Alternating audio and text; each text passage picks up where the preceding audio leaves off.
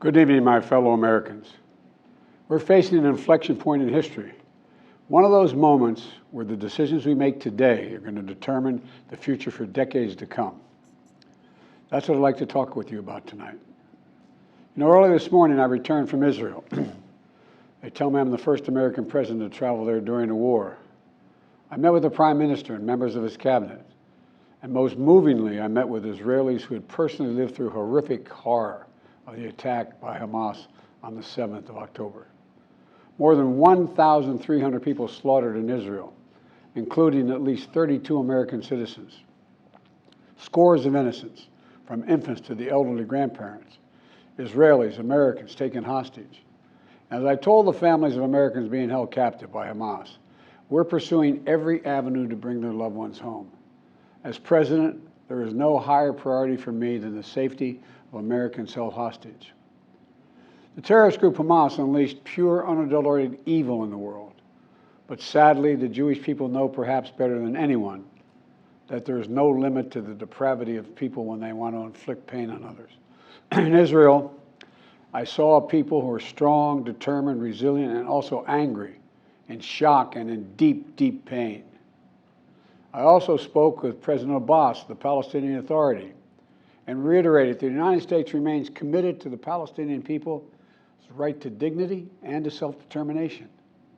The actions of Hamas terrorists don't take that right away. Like so many other, I'm heartbroken by the tragic loss of Palestinian life, including the explosion at the hospital in Gaza, which was not done by the Israelis. We mourn every innocent life lost. We can't ignore the humanity of innocent Palestinians who only want to live in peace and have an opportunity. You know, the assault on Israel echoes nearly 20 months of war, tragedy, and brutality inflicted on the people of Ukraine, people that were very badly hurt since Putin launched his all-out invasion. We've not forgotten the mass graves, the bodies found bearing signs of torture, rape used as a weapon by the Russians, and thousands of Ukrainian children forcibly taken into Russia, stolen from their parents. It's sick. Hamas and Putin represent different threats, but they share this in common. They both want to completely annihilate a neighboring democracy, completely annihilate it. Hamas' stated purpose for existing is the destruction of the state of Israel and the murder of Jewish people. Hamas does not represent the Palestinian people.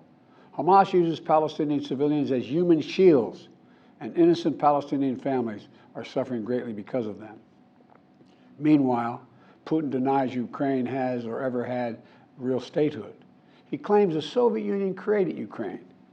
And just 2 weeks ago, he told the world that if the United States and our allies withdraw, and if the United States withdraw, our allies will as well, military support for Ukraine would have, quote, a week left to live, but we're not withdrawing. I know these conflicts can seem far away, and it's natural to ask, why does this matter to America? So let me share with you why making sure Israel and Ukraine succeed is vital for America's national security. You know, history has taught us that when terrorists don't pay a price for their terror, when dictators don't pay a price for their aggression, they cause more chaos and death and more destruction. They keep going, and the cost and the threats to America and the world keep rising. So if we don't stop Putin's appetite for power and control in Ukraine, he won't limit himself just to Ukraine. Putin's already threatened to remind, quote, remind Poland that their Western land was a gift from Russia. One of his top advisors, a former president of Russia, has called Estonia, Latvia, and Lithuania Russia's Baltic provinces. These are all NATO allies. For 75 years, NATO has kept peace in Europe and has been the cornerstone of American security. And if Putin attacks a NATO ally, we will defend every inch of NATO which the treaty requires and calls for. We'll have something that we do not seek. Make it clear, we do not seek. We do not seek to have American troops fighting in Russia or fighting against Russia. Beyond Europe, we know that our allies, and maybe most importantly our adversaries and competitors, are watching. They're watching our response in Ukraine as well. And if we walk away and let Putin erase Ukraine's independence, would-be aggressors around the world would be emboldened to try the same. The risk of conflict and chaos could spread in other parts of the world, in the Indo-Pacific, in the Middle East, especially in the Middle East.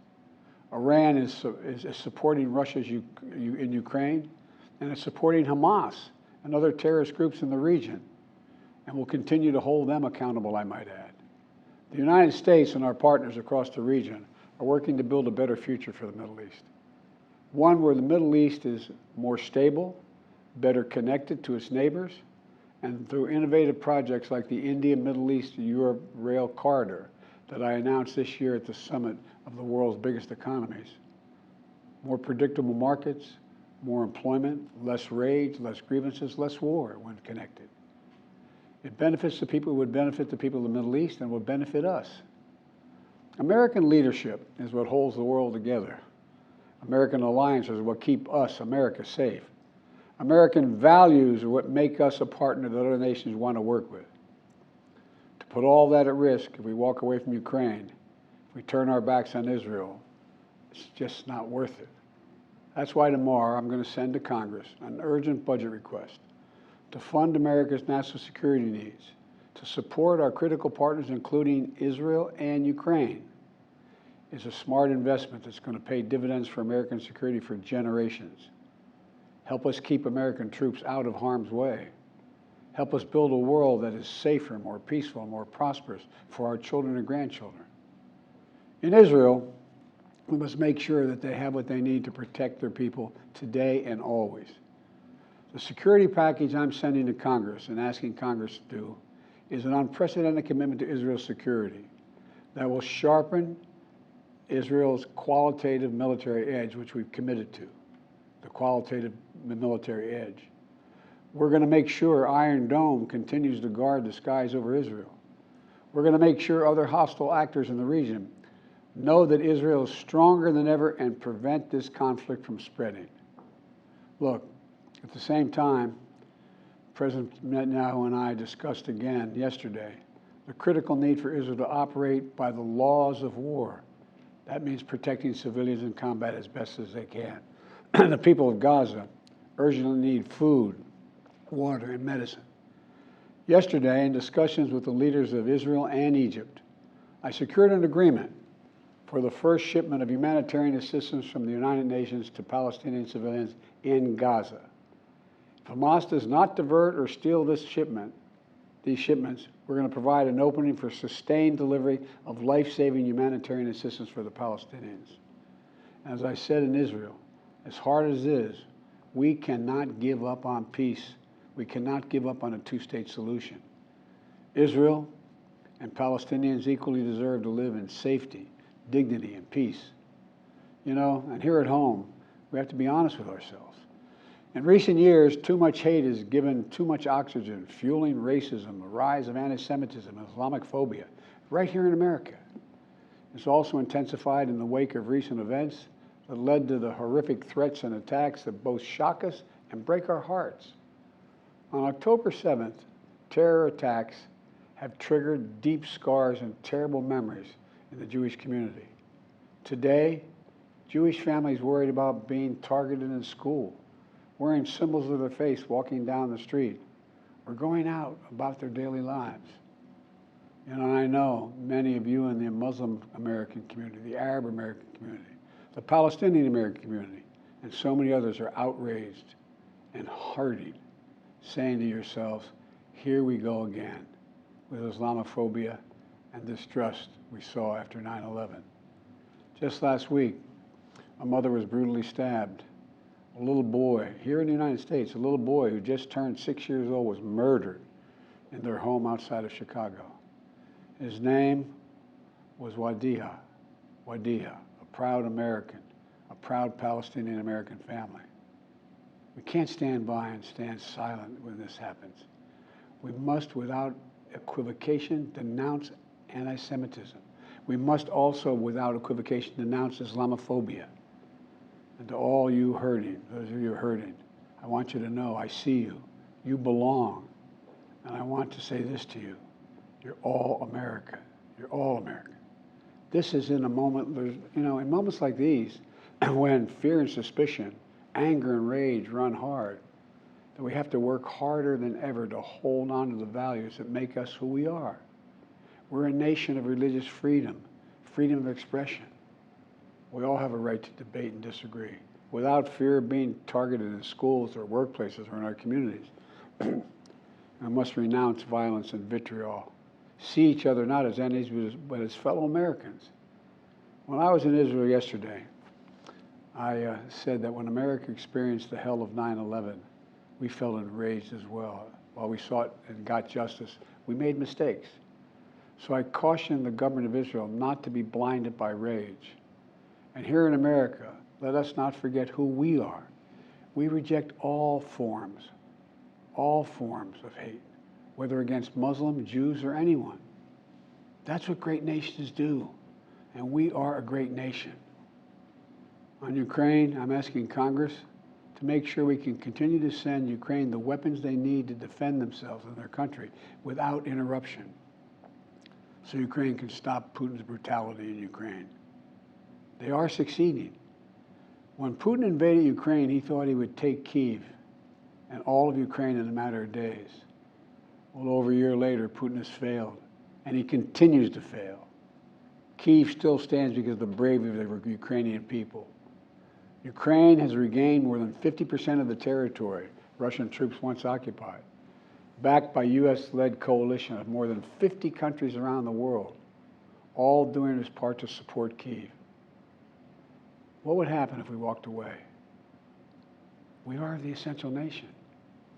Meanwhile, Putin has turned to Iran and North Korea to buy attack drones and ammunition to terrorize Ukrainian cities and people. From the outset, I've said, I will not send American troops to fight in Ukraine. All Ukraine is asking for is help for the weapons, munitions, the capacity, the capability to push invading Russian forces off their land, and the air defense systems to shoot down Russian missiles before they destroy Ukrainian cities. Let me be clear about something. We send Ukrainian equipment sitting in our stockpiles. And when we use the money allocated by Congress, we use it to replenish our own stores, our own stockpiles, with new equipment. Equipment that defends America and is made in America. Patriot missiles for air defense batteries, made in Arizona. Artillery shells manufactured in 12 states across the country, in Pennsylvania, Ohio, Texas, and so much more. You know, just as in World War II, today patriotic American workers are building the arsenal of democracy and serving the cause of freedom. Let me close with this. Earlier this year, I boarded Air Force One for a secret flight to Poland. There I boarded a train with blacked out windows for a 10-hour ride each way to Kyiv, to stand with the people of Ukraine ahead of the one-year anniversary of their brave fight against Putin. I'm told I was the first American to enter a war zone not controlled by the United States military since President Lincoln. With me was just a small group of security personnel and a few advisors. But when I exited that train and met President Zelensky, I didn't feel alone. I was bringing with me the idea of America, the promise of America, to the people who are today fighting for the same things we fought for 250 years ago: freedom, independence, self-determination. And as I walked through Kyiv with President Zelensky, with air raid sirens sounding in the distance, I felt something I've always believed, more strongly than ever before. America is a beacon to the world. Still. Or as my friend Madeleine Albright said, the indispensable nation. Tonight there are innocent people all over the world who hope because of us, who believe in a better life because of us, who are desperate not to be forgotten by us, and who are waiting for us. But time is of the essence. I know we have our divisions at home. We have to get past them. We can't let petty, partisan, angry politics get in the way of our responsibilities as a great nation. We cannot and will not let terrorists like Hamas and tyrants like Putin win. I refuse to let that happen. In moments like these, we have to remember who we are. We are the United States of America. The United States of America. And there is nothing beyond our capacity if we do it together. My fellow Americans, thank you for your time. May God bless you all, and may God protect our troops.